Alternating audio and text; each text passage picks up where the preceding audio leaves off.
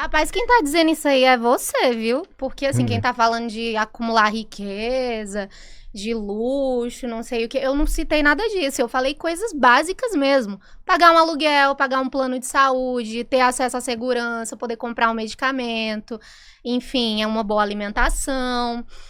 Adquirir uma casa própria. É só nesse momento da minha vida, por exemplo, que eu tenho perspectiva de em algum momento ter uma casa própria, porque hoje eu vivo de aluguel. Então, assim, não estou rica, tô ganhando uma boa grana, assim, espero que depois que eu conseguir construir a casa dos meus pais, eu, por exemplo, vou conseguir ter a minha própria. Mas essa ideia de riqueza, de luxo, de capitalismo no seu máximo, é você que tá trazendo, não sei porquê, né? E quando você fala de que as prostitutas de alguma forma oneram o bem comum, primeiro eu acho que eu posso dizer, olha, prostituição não é jogo do tigrinho, tá? Então, assim, não tem gente aí se matando, não existe um rombo econômico causado pela atuação das prostitutas. E digo mais, nós pagamos impostos, e muito. Tá? Eu pago e não estou reclamando, tá? Eu acho que quem ganha mais tem que pagar mais impostos, sim. E eu pago bastante proporcionalmente ao que eu ganho. Pra você ter uma ideia, Thiago, desde que eu comecei a fazer conteúdo adulto, a minha empresa, da última vez que eu calculei, né? Em pouco mais de um ano, eu paguei mais de 400 mil reais em impostos. Voltou para a sociedade. É um dinheiro que tem e deve ser usado para o bem comum, para as pessoas. Vai ter que ser investido em alguma coisa. E aí que tá o problema dos impostos, né? Ele tem que ser direcionado corretamente. Eu não acho que ninguém tem que pagar menos ou não pagar, ou que imposto é roubo, nada disso. Então, assim, não é que a gente vai beber do capitalismo, a gente vai sobreviver nele. É sobrevivência mesmo. Então, assim, ninguém tá parado vendendo foto da xereca e fazendo vídeo, não sei o quê, esperando que a revolução caia do céu. Não. No meu dia a dia, por exemplo, nas atividades do meu partido, outro dia eu tava panfletando lá no Rio de Janeiro com o pessoal da Conlurb, que é o pessoal que faz a limpeza das ruas. Então, a gente tá nas atividades, a gente tá fazendo alguma coisa, a gente tá dialogando com os trabalhadores, eu pago os meus impostos, se você for escavuçar tudo lá da minha empresa, não tem nada errado. Tá tudo bonitinho, feito bem direitinho, não tem o teto de vidro, sabe? Então, assim, essa visão, esse cenário que você criou de inércia, de ninguém tá fazendo nada enquanto tá só usufruindo das benesses do capitalismo, eu escuto muito isso. O pessoal comenta muito nos meus vídeos, nas minhas coisas, enfim.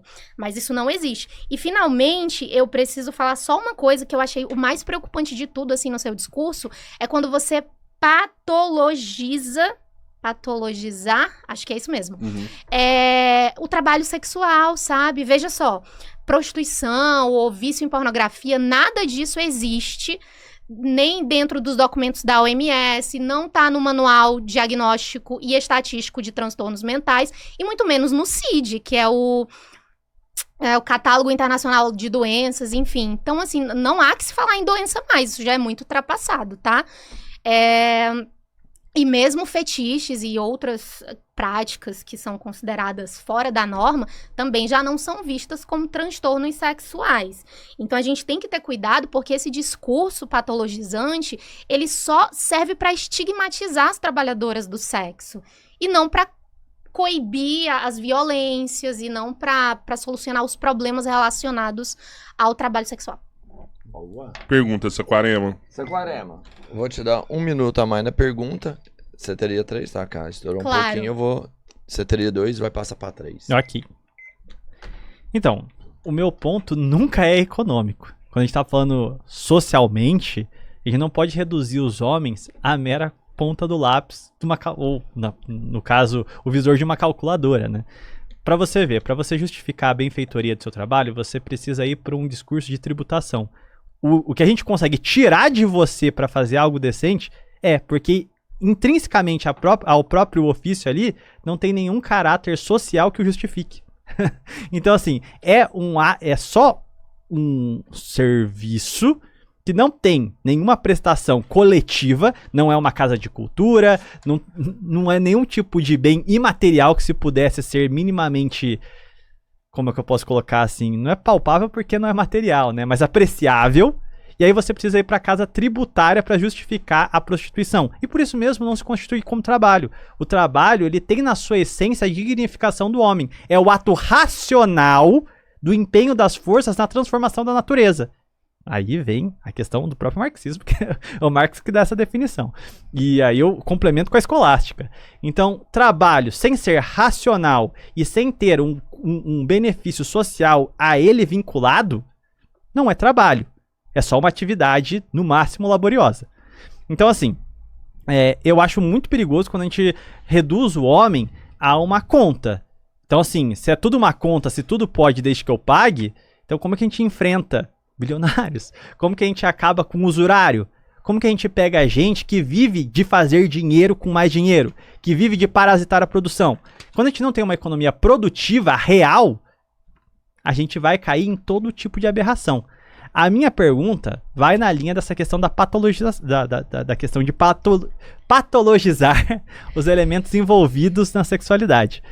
Porque, ao meu ver, é meio cômodo você ter no mundo, desde os anos 60 pelo menos, uma série de acadêmicos comprometidos com o ideal de naturalizar esse tipo de questão, justamente por um fim capitalista, que é justamente você dar o pão e o circo, objetificar as pessoas e fazer com que elas se desagreguem socialmente, usar isso como alguma referência. Desde, assim, nos 4.000 anos de humanidade, isso sempre foi coisa de gente patológica. Então, eu ainda continuo a crer que é uma patologia. Então, assim, não vai ser o cara de Liechtenstein que tá recebendo uma bolsinha do George Soros ou de um banqueiro qualquer que vai mudar minha opinião sobre isso, entendeu? Pra mim, a verdade, o caminho é um só. Mas vamos lá. A hipersexualização surge como elemento de anomia social em civilizações já decadentes, definição de Spengler e Durkheim. Isso é, reflexos de outras crises, não propriamente o estopim delas, que termina de esfacelar o tecido social. É o elemento que corrói de vez a sociedade já em crise. De Sorokin a Spengler, todos os sociólogos concluem que a luxúria é sinal de doença social que leva à corrosão da sociabilidade dos indivíduos, resultando no desmantelamento familiar e em ondas de criminalidade. Isso aqui, Sorokin, que apresenta no estudo de todos os colapsos civilizacionais. É o que Spengler chama de barganha faustiana. Diante da descrição social, como advogar em favor da prostituição como valor normativo se ela se apresenta nas sociedades decadentes, já oriundos de processos de crise e que vem como elemento terminal? Ela agrava todos os problemas anteriores, trazendo patologias sociais em cascata. Cara, 6 minutos. Ainda bem, Thiaguinho, que os tempos mudaram, né? Assim como eles mudaram na história da salvação e o homem deixou de ser um bárbaro, estuprador, com 700 esposas, violador, sei que é mais lá, para se tornar um homem em Cristo, amoroso, manso e não sei o que mais lá e blá, blá, blá. Essa visão, obviamente, que você compartilhou, ela é muitíssimo conservadora. E quando você falou, um estudante com uma bolsinha de estudos patrocinado pelo George Soros, eu tô falando da comunidade científica internacional, comunidade científica como um todo. Pesquisadores aqui no Brasil, pesquisadores nos Estados Unidos, pesquisadores no mundo todo. Veja, não há... E aí eu gostei porque na sua fala você falou que realmente a hipersexualização, ela não é causa, ela é consequência. E realmente é isso mesmo, tá? É assim como a pornografia. A pornografia não é causa de outros males, ela é um sintoma. Assim como a hipersexualização. Nisso, a gente está de acordo. E aí, quando a gente fala em crimes, em degeneração social, entre outras questões, é preciso que a gente tenha cuidado, né? Isso já está bem ultrapassado, muitíssimo ultrapassado, essa questão de ver o sexo, algumas expressões sociais e do desejo humano como doenças. Mas é importante que a gente afirme hoje, com base em dados científicos, nas pesquisas atuais, não existe correlação cientificamente comprovada, não existe mesmo, tá? Vocês podem googlar à vontade, pode verificar à vontade entre, por exemplo, práticas sexuais e crimes, tráfico humano, sei lá, o que mais que eu posso pensar aí de infração? Bom, o que a gente tem, como eu falei anteriormente, é a pornografia como um sintoma, a hipersexualização como um sintoma daquilo que já existe na sociedade. Então, quando você tem, por exemplo, filmes com sexo violento, quando você tem, por exemplo, a forma como a mulher é vista na sociedade, assediada, desejada, retratada, isso tá lá na pornografia porque já acontece dentro da sociedade. Então, assim, é preciso investigar quais são as raízes desses problemas. Será que a raiz desse problema não foi uma violência que você sofreu na infância? Não é a própria formação cristã que inculca em você um sentimento de culpa ou um medo de ir pro inferno? Sabe? Tem muitas questões. E essas questões, elas não podem ser tratadas com mais repressão sexual. Tipo, olha, você não pode mais se masturbar porque masturbação é pecado. Você não pode transar antes do casamento porque você vai pro inferno, etc. Não. As pessoas precisam investigar por que elas se sentem assim. É claro que você tem o direito à sua fé e realmente a fé, ela é um pouco mais dura de ser discutida, porque fé é fé. Se eu acredito que é pecado, eu vou pro inferno realmente, mas há que se discutir essas questões e isso deve ser feito principalmente com o trabalho de psicoterapia. Não sou eu quem vai dizer, não é o cientista que, enfim, usou uma amostragem de 600 pessoas para ver, nem isso, né? Porque nenhuma pesquisa usou tudo isso. Todas as pesquisas que tem sobre os males da pornografia destrói o cérebro, não sei o que, todas elas têm problemas com relação ao método científico utilizado. Mas o que eu quero dizer é que, assim, não são essas pessoas que vão conseguir avaliar as causas reais desses problemas, mas os psicólogos, psicoterapeutas, enfim. Você falou uma coisa... Eu não faço pergunta agora não, né? Sua resposta. Agora tem resposta. 6 minutos. Depois vai ter a tréplica. Tá. Então, assim... É legal porque quando você fala, fica muito nítido. Realmente, você é um conservador, ponto. Você tem as suas crenças, ponto final também. Não é como se eu fosse chegar aqui e convencer você de coisa nenhuma, até porque a gente realmente está em lados bem opostos, mas os conceitos que você traz, as discussões que você usa, elas já são muitíssimo ultrapassadas. Não há que se chamar práticas sexuais, expressões do desejo, enfim, de doenças. Tá? Isso já passou o tempo em que as mulheres, por exemplo, que eram tratadas com vibradores porque eram histéricas, ou coisas do tipo. Ou que a prostituição, ela vai ser uma razão de degeneração da sociedade, de destruição da família. Esses são movimentos naturais e realmente as pessoas têm se casado menos, né? Digo, oficialmente, através da igreja, enfim. E isso é ótimo. Eu acho que as pessoas, elas têm que exercer a sua liberdade, elas têm que estar em relações consensuais e, principalmente, não estar mais feliz, sai da relação, parte para outra, diferente do que é pregado dentro da igreja, que você tem que empurrar com a barriga aquele relacionamento, porque é pecado se divorciar, porque não é correto o divórcio. E na igreja evangélica tem isso também, né? A gente até comentou antes de começar o nosso debate. Não é só na católica. Então, eu acho que eu vou terminar. Tiagão, 3 minutos aí, sua réplica. Bom, eu acho que aqui a gente tem um problema de definição, que a gente ter um Deus de justiça não o faz inferior a um Deus de vontade. Você não é imparcial. Você crê naquilo que lhe é mais cômodo. Todo o seu discurso, ele é sobre as suas vontades. Isso tem intimamente a ver com a nossa formação. Por exemplo, você traz aí o Deus cristão mesmo. Os evangélicos têm um Deus cristão punitivo. Um Deus cristão do medo. Você não tem temor de Deus tal como o dom do Espírito Santo. De você respeita a Deus como você respeita seu pai porque você quer ele bem.